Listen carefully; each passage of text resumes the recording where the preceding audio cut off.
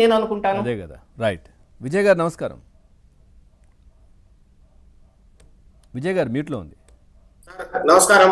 So ఏంటి, ఏం జరగబోతోంది దీంట్లో? ఎవరు అంతిమంగా దీంట్లో ఒక ఆనందాన్ని పొందినటువంటి వ్యక్తి ఎవరు? ఒక ఎంపీని కస్టోడియల్ టార్చర్ చేస్తుంటే బయట నుంచి సంతోషపడి ఆనందపడి వ్యక్తి ఎవరు అనుకుంటున్నారు? సార్, మీరు 2019 ముందర చూస్తే ఏ రోజు కూడా రఘురామకృష్ణరాజు గారు వైసీపీలో చేరాలా, వైసీపీ తరఫున పోటీ చేయాలని ఎప్పుడు ఆయన అనుకోలే. అంటే నాకున్న విశ్వసనీయ వర్గాల సమాచారం ప్రకారం ఆయన ఎప్పుడు కూడా వైసీపీ దగ్గరగా ఉండాలని, లేదంటే జగన్మోహన్ పాలసీస్ కావచ్చు, ఆయన ముందు నుంచి కూడా వ్యతిరేకిస్తున్నారండి. 2010 నుంచి కూడా ఒకవేళ రాజశేఖర రెడ్డితో దగ్గరగా ఉన్నా కూడా రఘురామకృష్ణరాజు గారు వైఎస్ జగన్మోహన్ రెడ్డి ఎప్పుడు వ్యతిరేకించేవారు. 2019 ముందర కూడా వీరికై వీరే అంటే వైసీపీ నుంచి పెద్ద పెద్ద లీడర్లు ఆయన దగ్గరికి పోయి, విజయసాయి రెడ్డి కావచ్చు, అట్లాగే రకరకాల వ్యక్తులు ఆయన దగ్గరికి పోయి ఆయన్ని ప్రాధేయపడి మరి ఆయన దగ్గర చాలా వరకు డబ్బులు గుంచి ఆ రకంగా ఫైనాన్షియల్ సపోర్ట్, పార్టీకి ఎలక్షన్ లో ఫైనాన్షియల్ సపోర్ట్ తీసుకుని ఆయన్ని ఎంపీగా నిలబెడతామని మాటిచ్చి ఆ రకంగా ఆయన ప్రాధేయపడి పార్టీలోకి తీసుకొచ్చిన పరిస్థితి. కానీ ఎప్పుడు కూడా సార్ రఘురామకృష్ణరాజు జగన్మోహన్ పాలసీస్ తో ఎప్పుడు విభేదించేవారు. అది 2019 గెలిచిన తర్వాత కూడా అది అట్లాగే ముందుకు పోతా వచ్చింది. సార్, ఎప్పుడైతే ఈ కోవిడ్ సమయంలో పారాసిటమాల్ వేసుకుంటే ఈ కోవిడ్ తగ్గిపోతుందనే ఒక గొప్ప వైద్య ఆలోచన ఎప్పుడైతే జగన్మోహన్ గారు ఇస్తూ పోయారో, ఎప్పుడైతే ఆయన సరిగా పట్టించుకోలేదో, వందల మంది ప్రాణాలు గాల్లో కలిసిపోతూ వచ్చాయో, ఆ రోజు ఖచ్చితంగా ఒక ఎంపీగా ఆయన బాధ్యతగా ఆయన గవర్నమెంట్ ని విమర్శించారు. దీన్ని మనసులో పెట్టుకొని అత్యంత దారుణంగా, పైశాచికంగా హైదరాబాద్ లో ఉన్న వ్యక్తిని ఏమాత్రం మెడికల్ ఎగ్జామినేషన్ లేకుండా, అట్లాగే లీగల్ ప్రొసీజర్స్ ఫాలో కాకుండా ఉన్న పరంగా అతన్ని కిరాతకంగా ఈ ఆంధ్రప్రదేశ్ రాష్ట్రానికి తీసుకొచ్చి కస్టడీలో ఉంచి ఏ రకంగా 3rd డిగ్రీ ప్రయోగాలు, అంటే ఇంత దారుణంగా ఒక ఎంపీని. సార్, నేను ఈ మధ్య కాలంలో వెబ్సైట్ లో కావచ్చు, లేదంటే ఆన్లైన్ లో కావచ్చు, రకరకాలుగా చూసా. ఇంటర్నెట్ లో చూస్తే ఈ దేశంలో కాదు సార్, ప్రపంచంలోనే ఎంపీలను కస్టడీలో టార్చర్ చేసిన సంఘటన రెండే రెండు. ఒకటి ఆసిఫ్ అలీ జర్దారి అని పాకిస్తాన్ లో 1999లో ఒకసారి ఆయన ఎంపీగా ఉన్నప్పుడు కస్టడీలోకి తీసుకొని ఆయన్ని దారుణంగా కొట్టినట్టు, కస్టడీలో టార్చర్ చేసినట్టు మనకి రికార్డ్స్ చెప్తున్నాయి.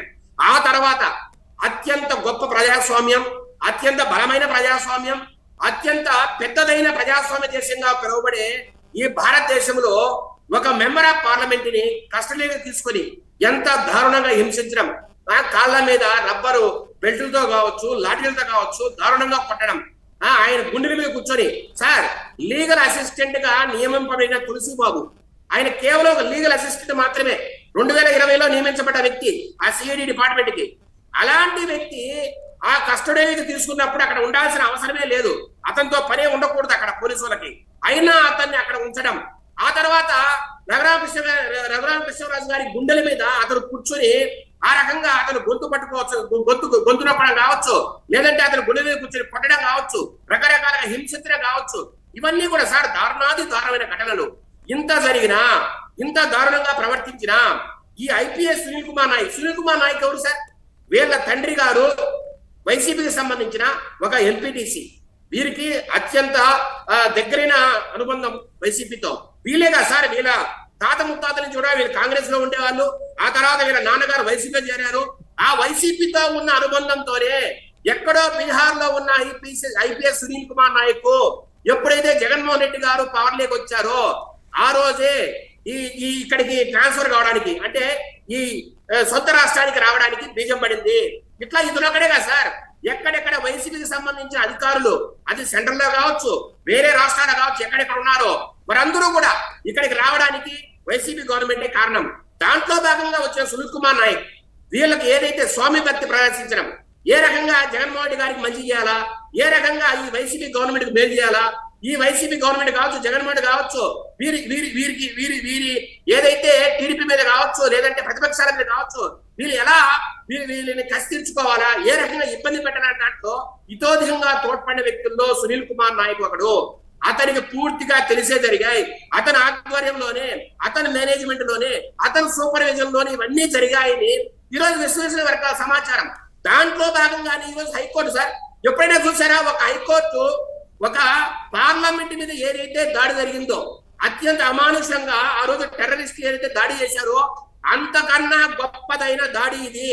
ఒక ఎంపీని కొట్టడం, హింసించడం అనేది పార్లమెంట్ మీద దాడితో సమానమని ఒక హైకోర్టు వ్యాఖ్యానించిన తర్వాత సార్ ఉద్దున్న ఏ వ్యక్తి అయినా సరే, ఏ ఐఏఎస్ ఆఫీసర్ అయినా, ఐపీఎస్ ఆఫీసర్ అయినా ఖచ్చితంగా రాజీనామా చేయాలా, ఖచ్చితంగా రిజైన్ చేయాలి సార్. ఆ రోజే ఇది ఈ రోజు లొంగిపోవాలన్నా లేదని కాదు సార్, ఖచ్చితంగా రిజైన్ చేయాలి. ఐపీఎస్ కి ఒక కలంకం ఈ ఐపీఎస్ సునీల్ కుమార్ నాయక్. ఇలాంటి ఒక కలంకితుడైన ఒక వ్యక్తి ఈ రోజు ఇంకా లొంగిపోవాలా లేదా అని మీమాంసలో ఉన్నాడంటే ఏం మాట్లాడతాం సార్. హానల్పూర్ హైకోర్టు వారు ఈ రోజు మీరు చెప్పారు కపిల్ సిబాల్ అని.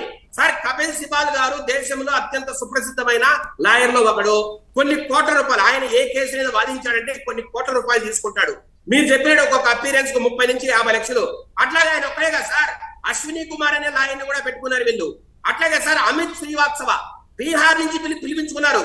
అమిత్ శ్రీవాత్సవ అనే లాయర్ ని బీహార్ నుంచి పిలిపించుకున్నాడు. అశ్విని కుమార్ పెట్టుకున్నాడు. ఒకరు లాయర్ గా తింటూ 3 లాయర్లు ఉన్నారు. ఈ ముగ్గురికి ఎన్ని కోట్లు ఖర్చు పెడుతున్నారు? ఈ డబ్బు ఎవరిస్తున్నారు? వైసీపీ పార్టీ స్పాన్సర్ చేస్తుందా, లేదంటే జగన్మోహన్ రెడ్డి తను కుంభకోణాలు చేసి ఇల్లీగల్ స్కామ్లు ఏదైతే చేశాడో, ఇల్లీగల్ లిక్కర్ స్కామ్ కావచ్చు, లేదంటే శాండ్ స్కామ్ కావచ్చు, రకరకాల స్కాములు చేసి సంబంధించిన వందల వేల లక్షల కోట్ల రూపాయల్లో మీకు అప్పనంగా ఇదంతా దోచిపెడుతున్నాడా? ఈ డబ్బులు ఆయన సరఫరా చేస్తున్నాడా? లేదంటే ఐపీఎస్ సునీల్ కుమార్ నాయక్ నెలకు 2 నుంచి 3 లక్షల జీతం వచ్చే ఒక వ్యక్తికి ఏ రకంగా ఇంత డబ్బులు సంపాదించాడో కూడా ప్రభుత్వానికి చెప్పాలి సార్. ఈరోజు ప్రజలకు చెప్పాలా, ప్రభుత్వాలు వెరిఫై చేయాలా, ఇన్కమ్ ట్యాక్స్ డిపార్ట్మెంట్ కూడా దీంట్లో ఇన్వాల్వ్ కావాలా. లేదంటే సార్ ఇది చాలా అమానుషమైన అసాధారణ విషయంగా కూడా ఈ రోజు ప్రజలు అభివర్ణిస్తున్నారు సార్. ఇలాంటి ఒక కీలక వ్యాఖ్యలు, మీరు లొంగిపోండి, మీకు వేరే గత్యంతరం లేదు, మీకు ఇదంతా తెలిసే జరిగింది. మీరు హైదరాబాద్ నుంచి ఆయన్ని తీసుకొచ్చినప్పుడే మీకు ముందు ఏం జరగబోతుందో పూర్తిగా తెలుసు.